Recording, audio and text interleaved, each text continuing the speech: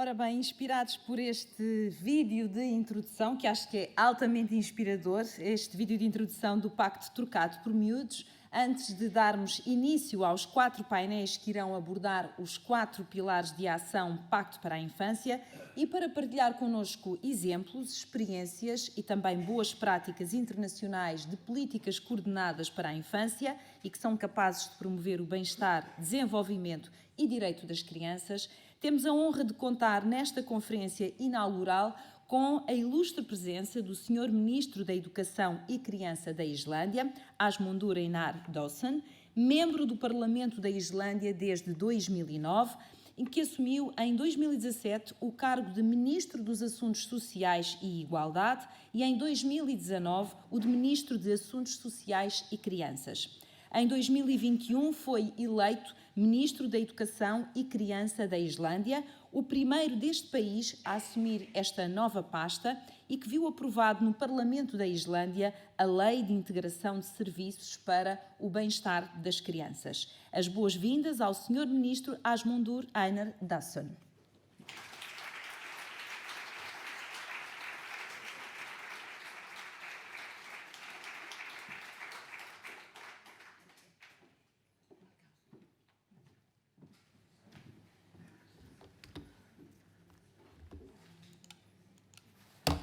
Good morning, everyone, and thank you for inviting me to speak at this wonderful conference that you have here today. In the beginning, I would like to congratulate ProChild for this conference, but also for building up a really good and strong network of people from different sectors, from different areas, and this is surely a foundation that can be built on something great, as you mentioned in your opening speech. Then I would also like to say, I might, when I start talking, go a little bit away from the microphone, so sorry for the translators that they won't maybe be able to reach everything that I say. The topic that we are discussing here today is really close to my heart. Children's rights, fighting for children is something that I put on the agenda I wanted to put on the agenda when I became a minister. I must also say that I'm here to learn today because when I go somewhere and I share what we are doing, I always bring more home than I share. So I'm looking forward to the topics that we are discussing here today and learn and take something home and hopefully start some cooperation projects. And I'm also a really informal person. So I will be here the whole day and my permanent secretary is here as well. So please feel free to talk to us and ask and we can share and talk during the coffee breaks for the whole day. And one more thing I want to mention before I start, I'm not a specialist when it comes to children. We have a room full of specialists here. I can share what we have done in Iceland. Hopefully you can learn something from that. But you are specialists in children in Portugal. And this is really important when we talk about international cooperation. I'm not here to tell you how Portugal should do things. But if I'm not a specialist, who am I? I want to show you this in the beginning. I'm a father, I'm a husband, and I'm a father of 3 wonderful daughters. But I'm also a member of the parliament, as was mentioned here earlier. And this is the official record. This is the official CV. But I was also a child once. And this is taken when I was 5-year-old, smiling young kid. But behind that smile, there was another kid. My parents got divorced when I was 5. I moved a lot around with my mother. I was in 8 schools from 6 to 15 in 2 countries. My mother is suffering from mental illness, alcoholic misuse. There was violence at home, and I experienced poverty at home, and I couldn't do what other kids could do. So the pillars that we are talking about here today are really close to my heart, and are the reason why I wanted to focus on children when I became a minister. I became a Minister of Social Affairs and Gender Equality in 2017. Iceland is strong when it comes to gender equality, one of the strongest nations in the world. So after a few weeks, I said to my Prime Minister, Katrín, really strong woman, good friend of mine, not from the same party though, I said to her, Katrín, I want to become a Minister of Children. Could we swap? I want all the children affairs into the social ministry, and you can have the gender equality because you're a strong woman, and I really would like to do that. And she agreed on that, and we started working towards that to reform how we would do the plan when it comes to children. I took one full day every week where I just had meetings related to children. I was responsible for social affairs, elderly people, labor market, people with disabilities, but always on Wednesdays, it was a Children's Day. I had meetings with individuals, NGOs, municipalities, people that were in the news saying that it didn't get the right service, opened the door of the ministry and said, I want to meet them all. I want to meet everyone that is focusing on children and how we can help children in vulnerable position. In 2019, I became a Minister of Social Affairs and Children. And the first meeting was with the Ombudsman of Iceland, with two girls from the advisory board. And later on, this girl here, who was studying in the US, came and worked for us in the Ministry of Education and Children, but that's another story. And from that on, I wanted to focus exclusively on children. But there were many people that said to me, why do you want to become a Minister of Children? Is that a good political step for your career? Wise men that I listen a lot to within my party and other parties, usually middle-aged men, but they said this is not a good step for your career. Even one guy, conservative, who's a good friend of mine, wrote an article in the newspaper, why do we need a minister for playgrounds? Like making fun of it. But what we figured out later on, that all these people also had in their heart the most important thing in their lives were children and young people. But I can't come to Portugal without telling you how this woman helped me during the journey. Because early on when I became a minister, I went to some international meetings regarding children. And one of the first women I met was Marta Santos Pais. And every time I felt like at a dead end at home, where I said, I can't fight this anymore, she took a Zoom meeting with me and encouraged me to go on. Found some solutions, even though she was located somewhere in the world where there was a totally different time belt. She always had time for Zoom meetings, so I want to say thank you, Marta. But why are we focusing on children? Why is it important? Here's a photo that is taken in one of the municipalities where the Keflavik airport is located, where this municipality applied to become a child-friendly municipality working with UNICEF. And we have the director of UNICEF in Iceland and the mayor of the town and these wonderful children here. Human rights starts with children's rights. That's where it all starts. If you want to change human rights, you start with children. We talk about children in National Day speeches. We talk about them, how important they are. We have dozens of policies where we put children at the forefront. Policies in different ministries, education, social affairs, justice. We write it. The policies are beautiful. And I think it's the same in Portugal because it's the same everywhere. But we somehow can't manage to make it into action. And we also know that if we do good with children, everything that happens in childhood and is good stays with us the whole life, but also the bad things. So if we do good with in the childhood, we manage to build a strong individual later on. And I want to show you one more photo. Then I will start talking about what the reforms in Iceland. Here we have 4 guys. I'm one of them. You know me. These 4 guys have something in common. They are all Icelandic. They all belong to a small group in Iceland that is called Sweat Lodge. It's a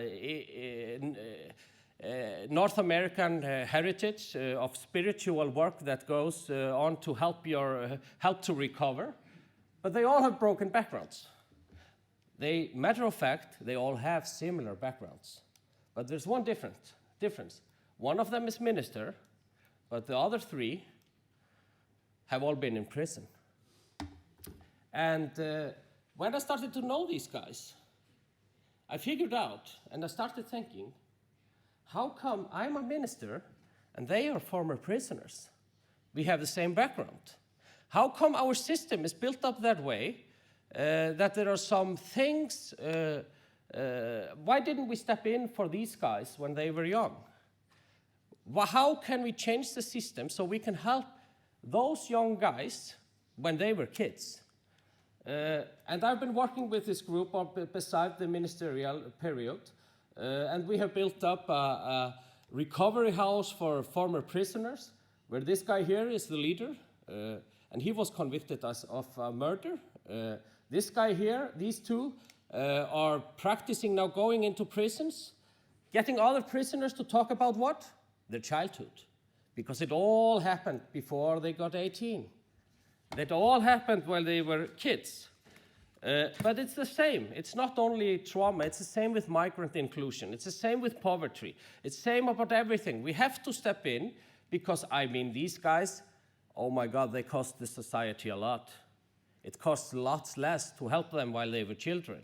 And I can promise you, you have these children here in Portugal as well. They are all over the world. So what did we do? We wanted to make a system that could just somehow help these children to, while they were children. How can we strengthen our welfare system so we can help these children? And what we did is, as I told you, I started talking to everyone. Always on Wednesday, I started meetings with everyone. And then we had, there are few key pillars that I want to mention. Here we have a photo of a big meeting held in Harpa, which is a concert and conference center in Iceland. I knew that we had to include everyone in the change. And when I say everyone, we needed both we needed government and municipalities, we needed universities, we needed specialists, we needed people from education sector, social sector, healthcare sector. If you think about the guys I showed you a photo of, they need everyone, you know, the village. We needed NGOs, civil society, we needed people that were working in the grassroots level that meet children every day. And just for fun, how many people here in the room meet children every day in their work? And you can't count your own children. Yeah, we have a few.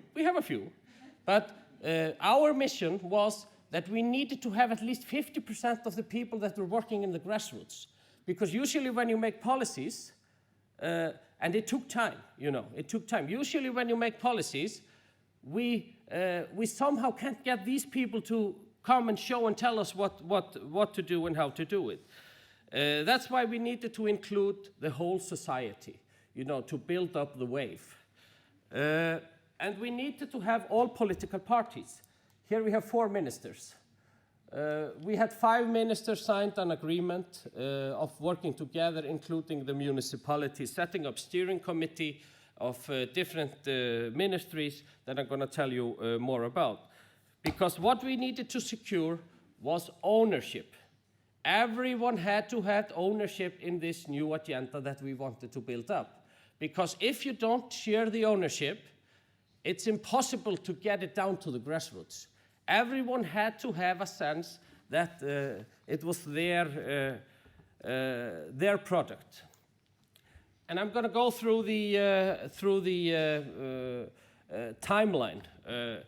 We started with a conference on early assistance, similar to this one.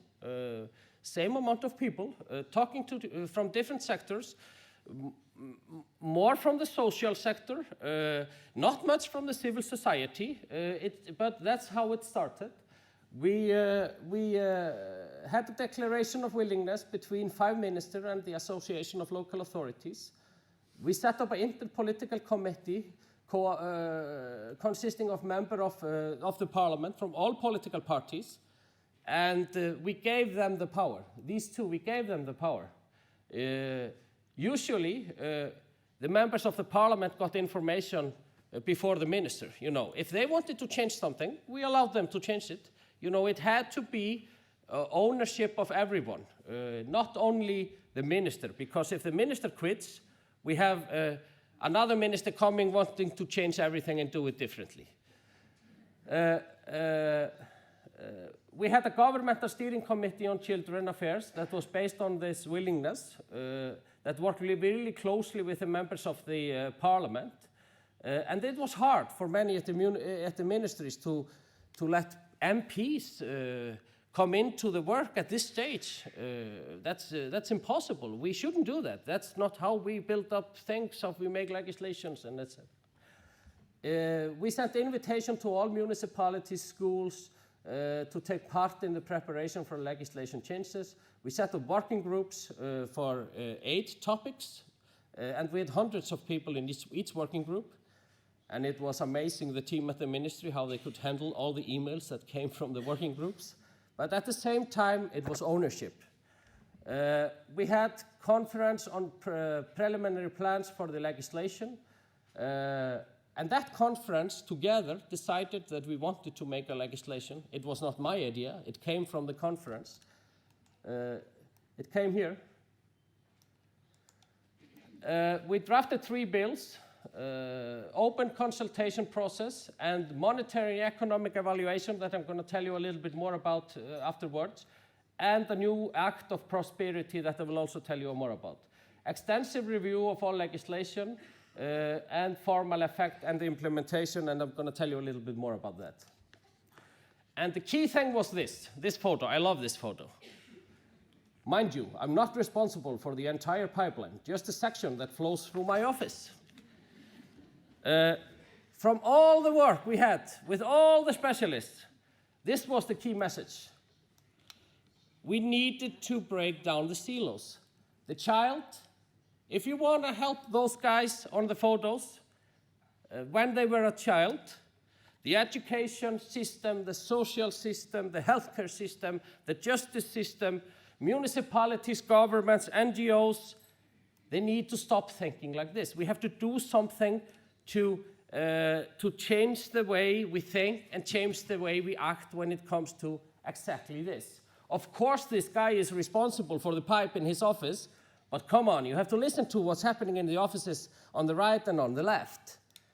And this was because what happens if a child is in a system and needs help, it becomes a maze. It's impossible to get through these tracks if everyone thinks this silo approach. So we needed to find a way to go through the maze, and the only way to do that is to break down the silos. Don't think like this guy.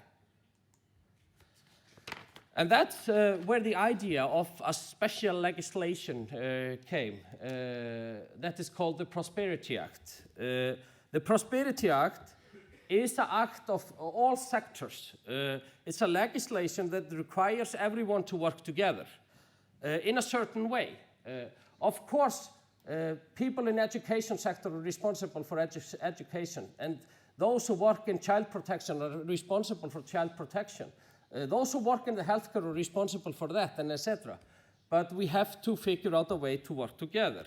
So we set up a special legislation that consists of caseworkers, coordinators within all systems. We're setting up now special prosperity areas where all sectors work together. We have annual meeting of prosperity, and we had that meeting now in the autumn, and we had 1,200 people there. that were discussing how to work on things.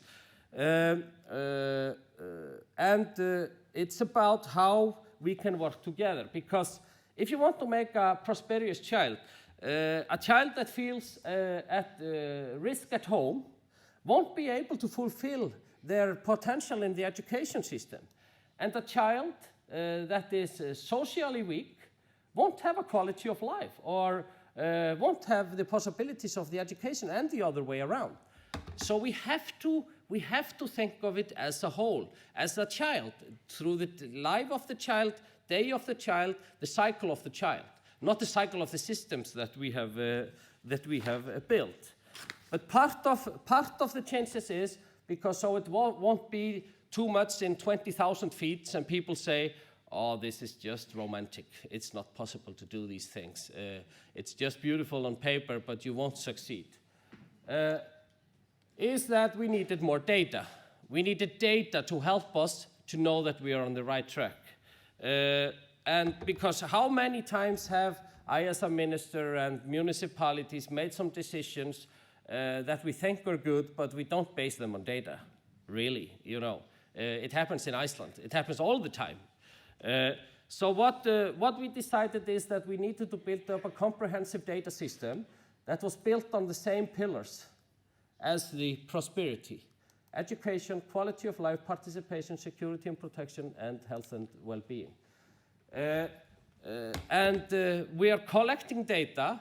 70% of the data is collected with questionnaires that are sent to children themselves. Questionnaires that we send to all schools, to different classes every year, and collect the data, and then we can see how it changes. And this dashboard we use, then 30% of the data is collected from healthcare, from child protection, from education system. And this way we are able to monitor what we call the prosperity of children. And here we see the country, and we can monitor each area, and we see how the digits change, and we can go into each area and see different indexes. It's lots of indexes within each index, and we can cross-examine different things, you know. How does sleep affect this, and how does participation in sport affect alcohol use, and how does violence, is it more in the north than in the south? Because also when we want to step in, we have to be able to measure the outcome and see if there's an outcome of what we are doing. Because what we wanted to do also is that we wanted to try to get funding for this, for the whole system, because it costs a lot to get coordinators, and these changes, they cost. During that time, I hadn't discussed it yet with the finance minister, and at some point I had to discuss it with the finance minister, and I needed to show him some data and some reports.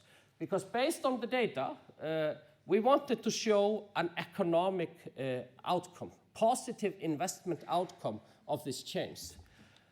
So what did we do? We hired a right-wing economist. Economist that used to be the main economist of Chamber of Commerce. He would never have been on this conference, I can tell you that, because he had never stepped into the Ministry of Social Affairs.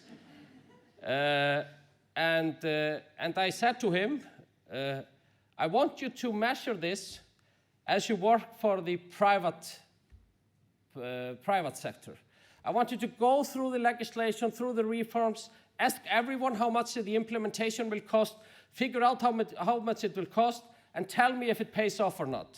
Because if it doesn't pay off, I'm quitting, and I won't go and talk to the finance minister about this. And he did a lot of work, but in the beginning, I can tell you that it took 2 weeks while he was saying, I can't talk to these social workers. They don't know anything about money. And the social workers in the ministry said to me, why am I sitting with this economist every day, talking about things that he doesn't know anything about? But in 2 weeks, a miracle happened. They started understanding each other, you know. They didn't. They understood what they were supposed to do. And here we can see how he measured it. This is the cost, annual cost of the changes. This is the benefit, and it pays off. It starts to pay off in about 10 years' time, but you can see an amazing investment later on. You know, remember the guys who were in prison? That's where the money starts to flow for the finance minister. And I know we are not supposed to talk like this when we were talking about human rights, but I was preparing for a meeting with the finance minister, you know, and they think differently. But the funny slide was this. It's not my slide, it's the Economist, the right wing. This is the outcome of the legislation. 9.6% annual outcome, annual gain. Treasury interest rates are 0.4. Pension funds in Iceland, they require 3.5%. Sundabraut Bridge project, that I thought when I became a minister that was something that I should fight for my whole life, because that was something everyone would vote me for. And it's being planned now. It's 7.3%. Kárahnjúkavirkjun power plant, which is the biggest hydro water plant in Iceland, 9.2%. And Keflavik Airport, which is the only international airport in Iceland, is 12.2%. And when he came back to me and showed me this, he said, take this slide to the finance minister and tell him that if he's not going to fund it, I'm going to get together some pension funds and we'll make some slightly changes to the legislation and fund it with baby bonds that will sell to the pension funds because it pays so well. You know, and I didn't have to do that because the finance, it worked. And the finance minister and the finance ministry fully funded the changes. And the reforms are now, we are in the implementation. Of course, there are some challenges. I mean, you better. But we are in the implementation of the law. We see that the reforms are starting to make progress. We see from the municipalities that are starting to synchronize their work that child protection cases are going down, not because the child protection system is getting weaker, it's the other way around. They are solving things by working together, social sector, education sector, healthcare sector, going to small municipalities with a room of 50 people, where we have for the first time, we have heads of the police, health, school, social sector sitting together and discussing how can we not think like the guy in the pipeline photo. And listening to the police officer and the principal in one municipality when the principal says, remember when the big violence case came up here 5 years ago, 6 years ago, that was on the news? I didn't know anything. And the police officer saying, yeah, of course, I couldn't tell you anything because we were investigating. Yeah, but I didn't need that. I just needed some information, you know, so that poor child wasn't skammaður. It wasn't for not doing their homework, you know. It's these small things that can change. It's these small things that differ from me and the prisoners. It's nothing big, you know. It's the small things that matters that can save children by not narrowing yourself into your office. And we see that this is starting to pay off. And what we are doing now is that we have gained interest in the Ministry of Finance as well.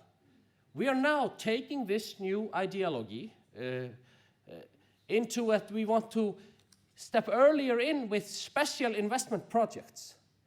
We're setting up now few investment projects that we are working with municipalities, cross-sectoral investment projects, where we want to put in certain funding to get better data results.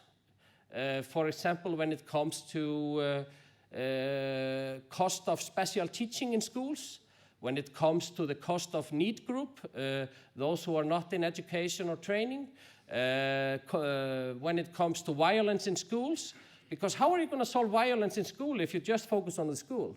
You need this whole society approach. We're preparing investment projects where we will go in cross-sectorally, plan the investment project based on this, and calculate the outcome, and decide and let the data use it for us. But the key is cross-sectoral work is the foundation for this all, because the outcome will be in other systems. The outcome of this is not in the system where we put in the money. It's in the healthcare system, it's in the social system, it's in the justice system. But we're putting in the money in the education system, in childhood, in after-school programs. And that's not how the finance ministries think. But they are interesting now because in the end, they want this. They want the same. They understand this. They don't understand human rights. Finance ministry don't understand human rights. They understand money and percentages. Of course, it's a little bit black and white what I'm saying, so remember the conservative guy that I told you about, the MP that made fun of the Minister of Children? He wanted this as well. He understood this. This was his, money and inflation. But he also had children and grandchildren. So what is it more you need? I mean, this is what we fight for all days. This is what human beings are made for. It's for, taking care of our children, helping our children. But when it pays off at the same time, it's amazing what we can achieve. And in the end, I want to say, I really want to learn here. I really want to share what we are doing. We are starting cooperation with the UN of getting more countries or areas within countries to work on such ideology. And I say again to you, what we have here today is just exactly the same as we had in Iceland in 2018. Group of people coming together, eager to change the world for children. Just follow it, follow it. And if you have doubts, you call Marta Santos, and she will help you. Thank you.